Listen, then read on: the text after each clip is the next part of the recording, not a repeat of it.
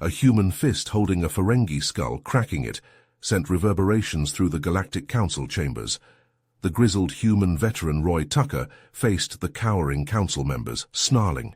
He had been summoned after their best agents and fleets had been decimated by a rogue warlord who wielded an ancient orb of destruction. The very fate of the free galaxy hinged on this moment. "You need us.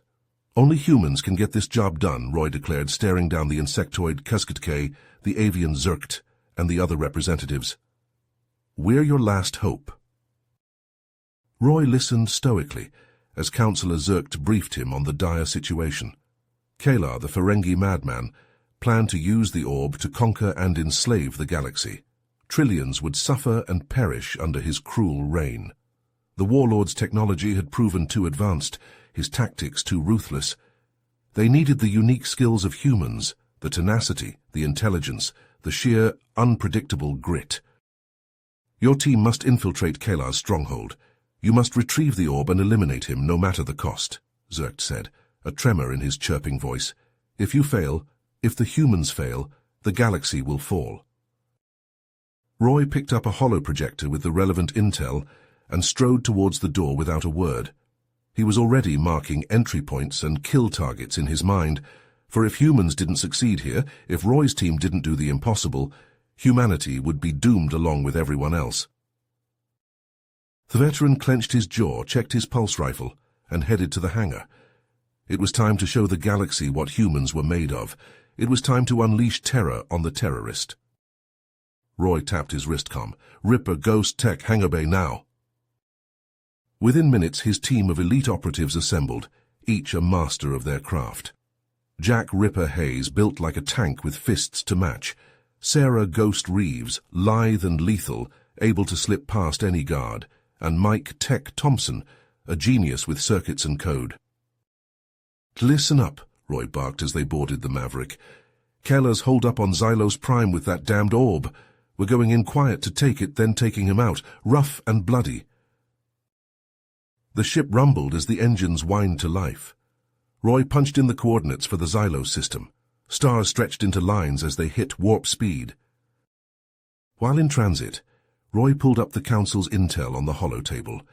Blueprints of Kalar's fortress rotated in the air, dotted with red icons denoting sentry posts and gun emplacements. "Place looks tight as a Danebian's ass," Ripper grunted, tracing the outer walls. "How are we cracking this nut?" "I've got a few ideas," Tech said, fingers dancing over the console. "Give me an hour and an uplink, I'll poke a hole in their grid. Cameras go dark, we slip right in." "Slick, I like it," Ghost nodded. She tapped a spot on the holo model. "This side gate, perfect entry point once Tech works his magic." Roy opened his mouth to reply when the ship lurched hard to port. Alarms screeched as two Ferengi warships decloaked off the Maverick's flank, disruptor cannons glowing. "Shit! Ripper, Ghost, get on those guns," Roy roared, wrenching the ship into a barrel roll. "Take those bastards out!" The pair sprinted for the turrets as another volley of shots hammered the shields. Roy jinked and juked, dancing between the incoming fire. Ripper's whoop echoed over the comm as the starboard turret spat streams of superheated plasma. The bolts punched through the nearest warship's shields, turning its hull to molten slag. Ghost whooped in response as she acquired a weapons lock on the other opponent. A salvo of proton torpedoes leaped from the Maverick's tubes, slamming into the Ferengi's engines. The ship vanished in a blossom of flame. "Hell yes, suck it, you lobed freaks," Ripper cackled over the comm. But Roy had no time to celebrate. The Maverick's damage readouts flashed angry red across the console. Engines stuttering, shields failing, hull breach imminent. He had to put her down before she broke apart.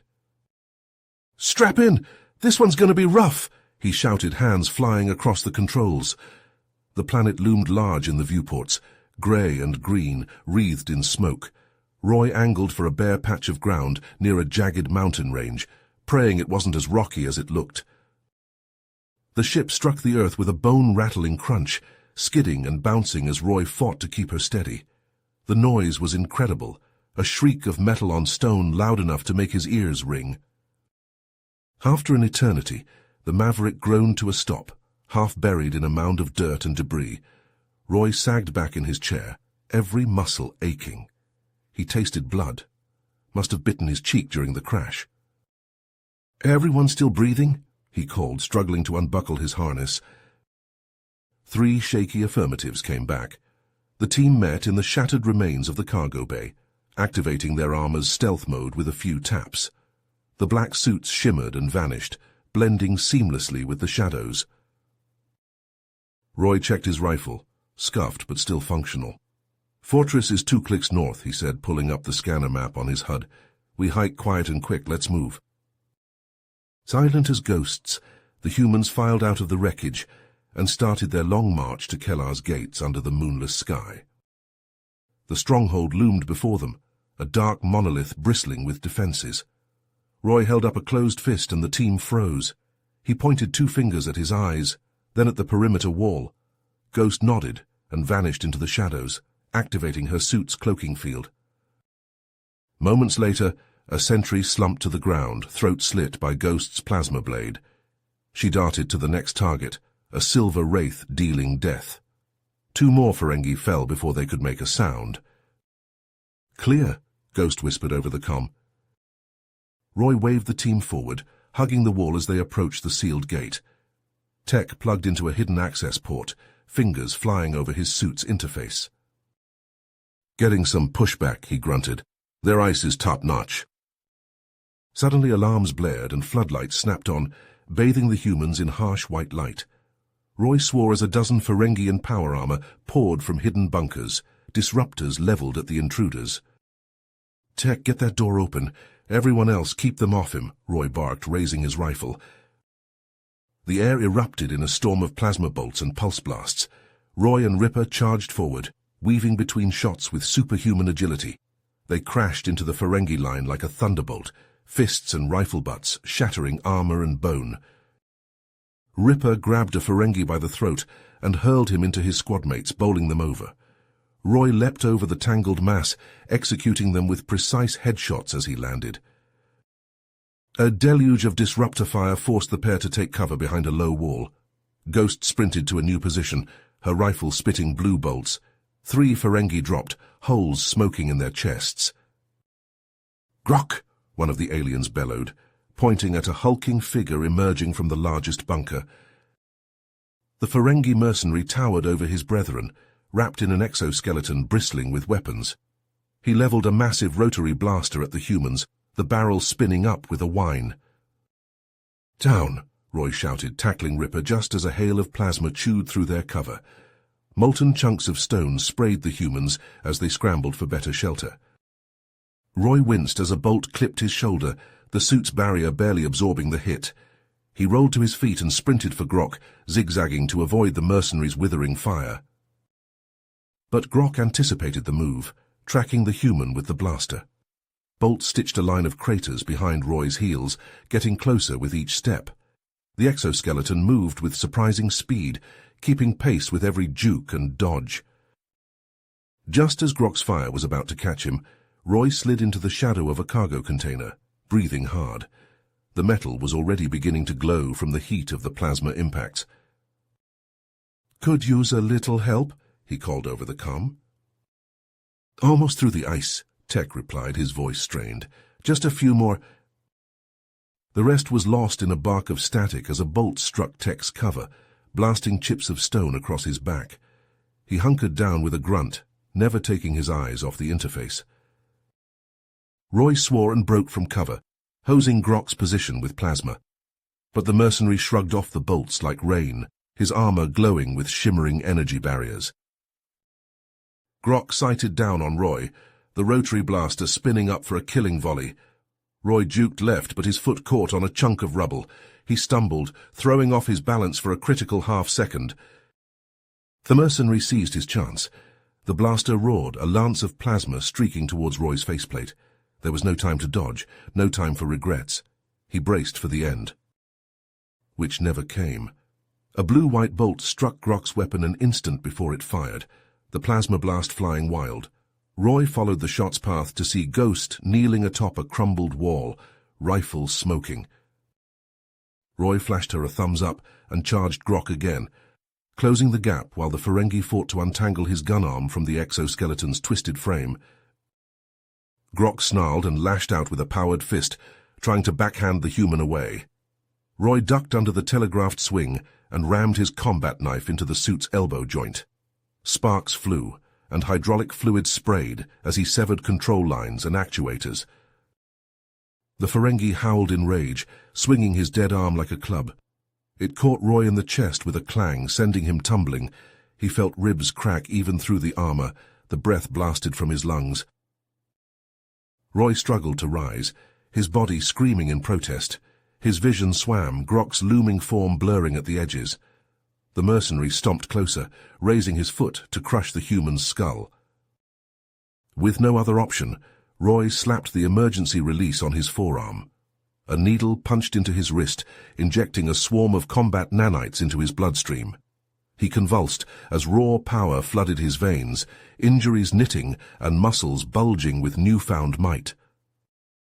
He caught Grok's descending foot with one hand, servos whining in his armor, as he held the crushing weight at bay. The Ferengi's eyes widened in shock. With a roar of effort, Roy heaved upward, sending Grok stumbling back. He leapt to his feet and launched himself at the off-balance mercenary. The world blurred as Roy's enhanced body moved faster than it ever had before. He rained blows on Grok from every angle, fists hammering the exoskeleton like pistons. Armor crumpled and circuits popped under the onslaught. Grok frantically backpedaled, trying to weather the storm and rally his systems. But it was futile. Roy was an unstoppable force, augmented beyond the limits of flesh. One last titanic punch shattered the chest plate and sent the entire exoskeleton crashing to the ground in a heap. Grok spilled from the wreckage, battered and bleeding, barely conscious. Roy grabbed him by the collar and hauled him nose to nose. The Ferengi's beady eyes were wide with fear, all trace of bravado gone. "Where is Keeler?" Roy growled, giving Grok a brutal shake. "Where's the orb?" I can't," Grok stammered. "He'll kill me." Roy pulled him closer, a dangerous gleam in his eye. "What do you think I'll do?" Before Grok could reply, a cheer came from Tech's position. "Got it, we're through." Roy looked up to see the massive gate doors shuddering open, the team gathering at the entrance with weapons ready. Beyond lay a tunnel into the heart of the stronghold, lit by pulsing red diodes. He turned back to Grok, lip curled in contempt. "Lucky for you I don't have time to waste on garbage." A single punch laid the Ferengi out cold. Roy dropped him in a limp heap and jogged to join his team, nanites still surging in his blood. "Hell of a show," Ripper said, clapping him on the shoulder. "Let's hope there's not an encore," Roy replied, reloading his rifle. "Tech, you got the layout?" Tech nodded, projecting a hologram of the fortress interior from his palm. "Orb should be in the central chamber. No telling what other surprises Kellar has waiting." "No choice but to spring 'em," Ghost said, checking her ammo. "Galaxy's counting on us." Roy took a deep breath, the adrenaline rush fading into cold focus. He knew every fight, every sacrifice had led to this. Through blood and fire, the Devourers would fall. "One last push," he said, looking each of his squad in the eye. "Let's finish this." As one, the humans stepped into the tunnel, weapons at the ready. The fate of trillions lay ahead, shrouded in crimson shadow, but they would not stop, would not fail. For they were humanity's best hope, the galaxy's last line of defense, and they always got the job done. The tunnel pulsed with crimson light as Roy and his squad advanced, weapons at the ready. Automated turrets swiveled to track their movement, spitting deadly plasma bolts. Roy dove into an alcove, the shots sizzling past. Jack and Sarah returned fire, their enhanced reflexes allowing them to target the turret's weak points with pinpoint accuracy. "Tech, we need those defenses down," Roy barked, ducking as a bolt scorched the wall above his head. "On it," Mike replied, his fingers flying over his suit's interface. With a few deft keystrokes, he injected a virus into the stronghold's network. The turrets sputtered and went dark, their threat neutralized. The team pushed forward, rounding a corner to find a squad of Ferengi guards blocking their path. The aliens opened fire, energy blasts filling the corridor. Roy and his squad took cover, their armor absorbing the hits. "Ghost, flank them," Roy ordered, laying down suppressing fire with his rifle. Sarah nodded, activating her suit's cloaking field. She vanished from sight, slipping past the Ferengi's line of fire.